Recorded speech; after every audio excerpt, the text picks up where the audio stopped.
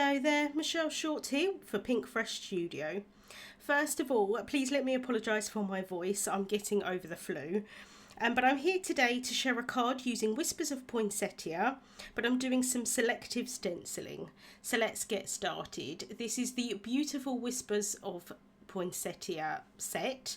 So you've got the die and then also the stencils that you can colour in the die if you wanted to. I'm going to start off by discarding the first stencil. This is the stencil that you would use to colour in the centres of the poinsettias. I'm not using that today because I want the centres to be white. So I'm starting off with the second stencil and I've placed that over a panel of white cardstock and I'm going to hold it down with some low tack tape.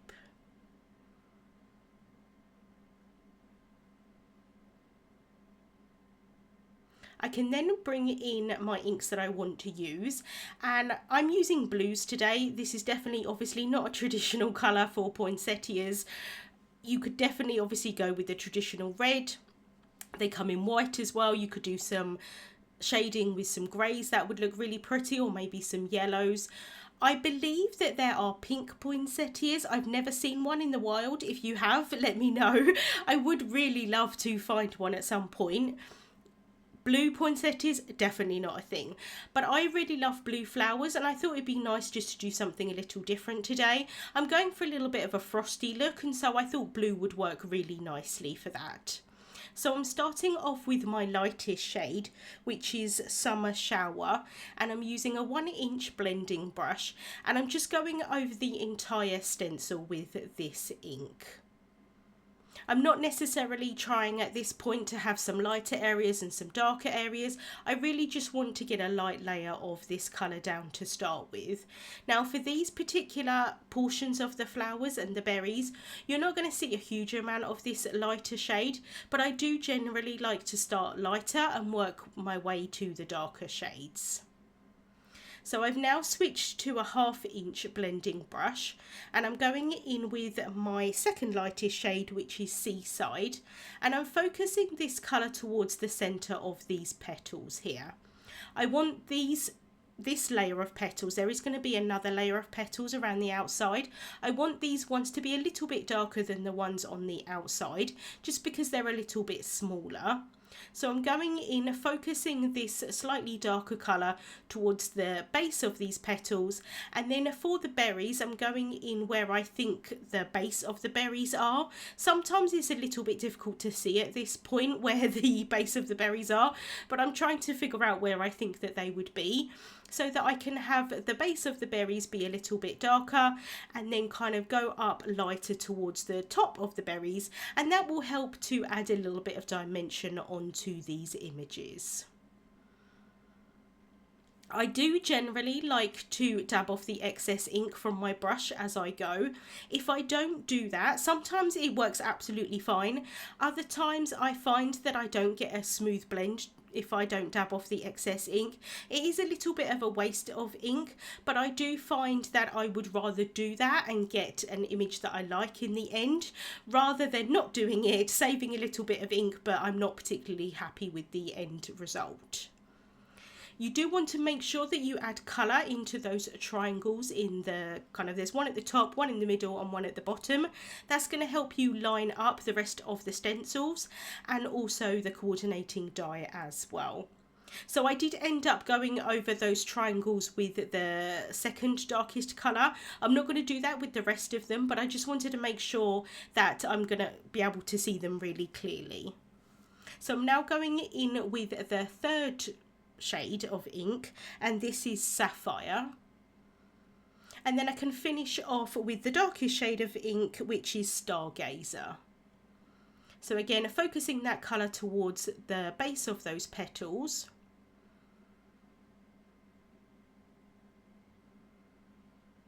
And then for the berries, I'm switching to a smaller brush. This is the 1/4-inch brush, and I wanted to just make sure that I'm just adding that darker colour really just to the base of those berries. And I thought that if I'd go in with a bigger brush, I may end up covering most of it up.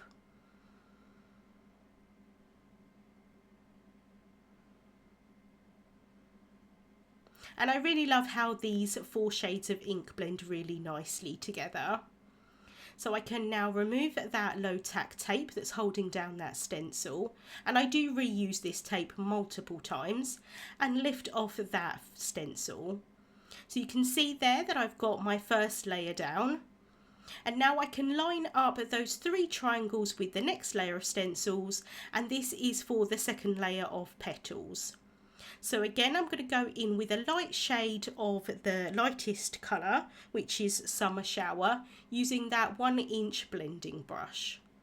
And for this layer, I am going to try and make it so that I have more of this lighter layer of ink showing, rather than those smaller petals, like I said, that I wanted to be a little bit darker. And these petals, they've got more of an open space to them, so it's nice to kind of have a little bit more of a gradation of colour. So I'm going in with the next shade of ink, which is the Seaside again.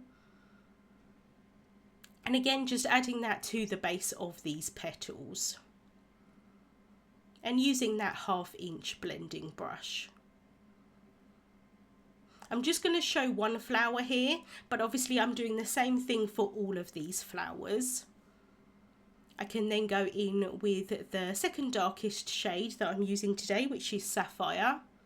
Again, adding that towards the base of those petals, and you can see that I'm getting a really nice gradation of colour here.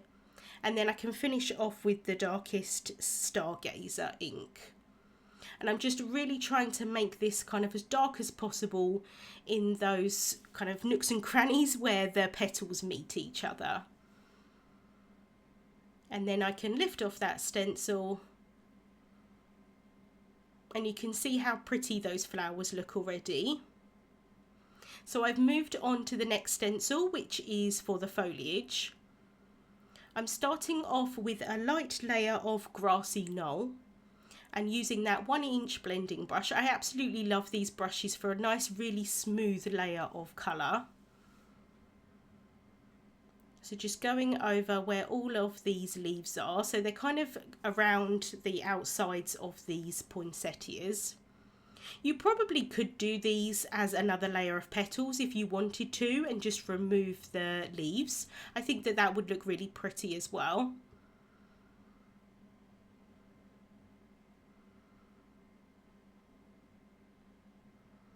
So I've gone in with that light layer of the Grassy Knoll, and then I can switch over to the 1/2-inch brush, and now I can start adding some shading onto these leaves. So I'm using the same colour for this to start with. Because I'm adding layers of ink on top of layers of ink, it is automatically going to be a little bit darker, but because I'm using a smaller brush and it has denser bristles, it's also going to help add more of a saturation of colour on top. So you can see here on this leaf that I'm doing now, that is the one where I didn't dab off the excess ink, and you can see that it's a little bit splotchy. I am going to go over this a couple of times, so it's going to get rid of that, thankfully, but that's what I try and avoid by dabbing off the excess ink. So I can now go in with Key Lime, and I'm just going to do the exact same thing. Go over where the base of these leaves are, where they meet the petals, just to darken them up slightly. Now at this point, I know that I'm going to get rid of one of these poinsettias. I'm going to cut one of them off. Unfortunately, I didn't have the thinking time beforehand to figure out which one I wanted to cut off. If I knew that, I probably wouldn't have done all the ink blending on it and saved a little bit of ink. When I cut it off, I'm going to cut it off in a way that I can keep it, and I could use it maybe for the inside of the card, or I could create a little gift tag or something like that. But I probably, if I'd thought about it in advance, would have just not coloured in one of these poinsettias. So I do just want to mention that. For my last layer of the leaves, I'm going in with Mermaid Cove. This is a really pretty kind of turquoise shade, and I really love how it works with these greens. It doesn't make the leaves look turquoise, but it does just add a different dimension onto these leaves, and I think it's really pretty. So I have been using this a lot recently, and I really love how it looks. So I can finish off with that foliage, I can lift off that stencil, and this is the last layer of stenciling that I'm going to add. But this is the last stencil in the set, and you would place that on top to colour in those kind of leaf fronds. I want them to remain white, so there's no point me going in with that stenciling. I may as well completely get rid of that layer like I did for the first layer and move on to die cutting out my image. So I'm lining up those 3 triangles again with the die. I can place that over the top, hold it down with some low tack tape, and then run that through my die cutting machine.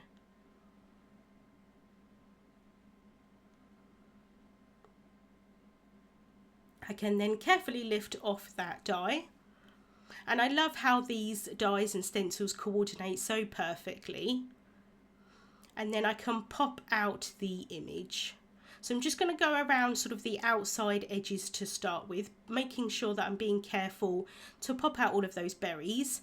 And then I can use the other end of my tool here and pop out all of those inside pieces.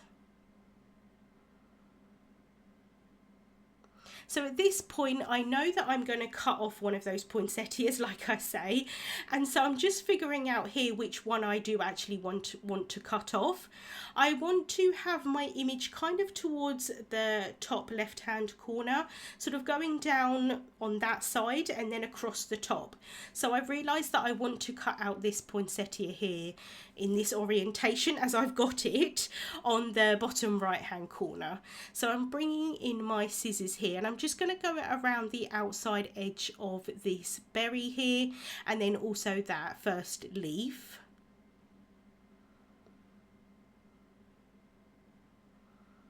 And then I can go around this leaf here as well.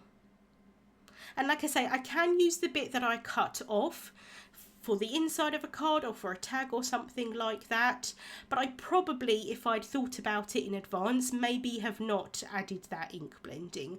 But I do find sometimes that I like to see like the full image in its entirety to figure out exactly which one I wanted to get rid of, because I may have changed my mind and I may have done the poinsettias in the top right hand corner, for example, and in which case I may have wanted that one intact. So that's why I kind of left it until the end to figure out which one I wanted to cut off. And then I can just cut off this bottom of that leaf frond here. I didn't want like a straight edge at the bottom. So just figuring it out there where I wanted it to be placed. And now I can add some ink blending onto my card base. So this is an A2 size card base, which is 4¼ inches by 5½ inches once it's folded in half. And I like to do a top folding card base most of the time. I'm just masking off the back of that card base. And now I can add some ink blending to the front. I'm using the 2 darkest shades that I used for the poinsettias. I'm going in with Sapphire to start with and that 1-inch blending brush. And I'm focusing this colour towards the top left hand corner, but kind of bringing it over a little bit towards the top right and then down towards the bottom left as well. Now, to be honest, most of this is going to get covered up, but I did want there to be a little bit of interest just behind where those poinsettias are. So I can now go in with the darker shade, which is that Stargazer, and just really darken up that corner. And as I'm kind of going towards the bottom right hand corner, I'm lightening up my pressure on that brush, so I'm automatically going to get a really nice smooth blend. And the great thing is, because I'm doing it on the navy cardstock or the dark blue cardstock, it's going to blend in really nicely with that colour.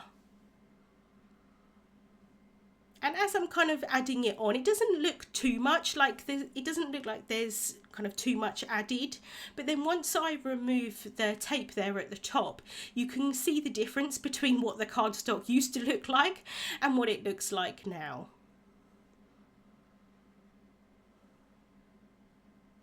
And it's just adding a little, like I say, interest to a clean and simple card. I am going for more of a frosty look, so I wanted to add some white splatter onto the card. So I'm taking my Dr. P.H. Martin's Bleed Proof White.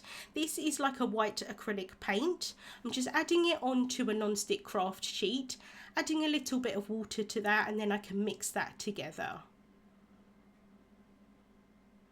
I can then add my card base into my splat box. I can load up my brush with that paint, and then I can tap the brush to splatter that paint onto the card. And I'm focusing these splatters mainly towards the top left hand corner, but I do want to bring some down a little bit because most of this is going to get covered up by the poinsettias. I do want you to still be able to see this splatter, but I'm trying to not have too much in the bottom right hand corner. Sometimes splatter does tend to kind of go where it wants to go, so I started off with the larger kind of splatters when there was more paint on my brush, and now I'm going in with kind of like a second layer with less paint on my brush so that I get some smaller splatters, and that again just adds a little bit of interest. And then I can set that aside to dry. So I'm going to work on my sentiment now while that's drying. So I'm taking the Shelf Edit Magic of the Season. This is the stamp set, but I'm going to use the press plate today for the sentiment so I can do some hot foiling. But I wanted to show you that if hot foiling or pressing isn't really your thing, there is a stamp set available as well, and you could maybe heat emboss that with some silver embossing powder or gold embossing powder, whatever you wanted, and get a very similar look. I have found over the years that everyone tends to do hot foiling slightly differently, so I thought I would show you my method today. So I have some white cardstock here, and then also some silver glimmer hot foil. I have cut that down to size, and I'm placing my plate over the top. So I've got my foil shiny side up and then the plate facing downwards. I'm then going to hold both of those down in place onto the cardstock with some Best Ever craft tape. This is kind of like I would do if I was doing some die cutting, obviously minus the foil, but I tend to make a little bit of a sandwich. I have then got my Glimmer hot foil system warming up. Once the platform is ready, the light goes green, so you can then press that timer button, and that timer button is going to flash green on and off while it's heating up. Once it's completely heated up, it will go a solid green. So you can see here that that's gone solid now. I can remove the platform from the base. Now personally, if I am hot foiling plates that have been made kind of specifically for pressing necessarily rather than foiling, although you can use them for both, I find that I need to heat up the plates twice. This just works for me personally. And especially if I've not hot foiled that day and my machine is completely cool, I definitely like to heat it up twice. You might not need to do that, but that just works for me. Once that platform is heated up twice and the light has gone solid green again, I can remove that from the base, add the shims on top, and then I can run that through my die cutting machine.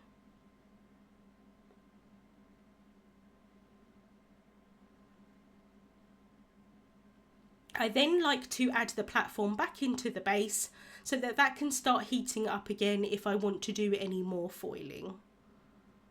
So I can remove those shims, and then I'm going to carefully lift off my kind of cardstock sandwich here with the plate. And then I can lift off that tape, and because that tape has got nice and warm, it's going to lift off really easily. And I kind of like to use the tape as a little bit of a handle to pick up that plate because they are going to be hot, so you just want to be careful there. And now I've got my lovely foiled sentiment, and I can die cut that out with the coordinating die.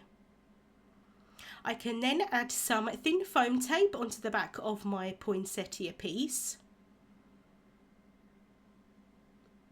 I'm adding foam tape here, but you could definitely cut out the die again a few times, layer them up one on top of each other, and that will create that dimension.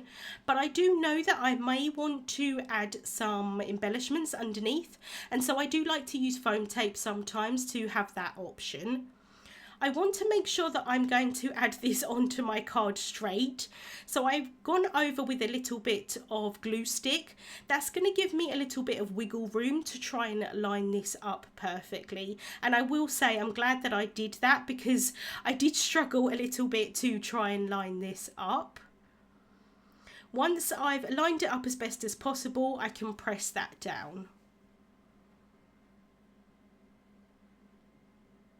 I can then flip over the card and cut off the excess using scissors.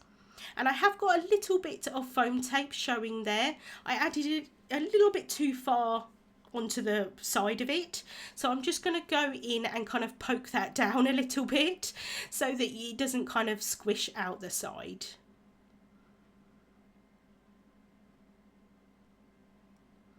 I have then cut another of the sentiment dies just from some white cardstock, and I can layer the foiled one on top. That's just going to give me a little bit of extra dimension, and then I can adhere it down onto the card using some glue on the left hand side and then some foam tape on the right hand side, just so that it's going to be the right height.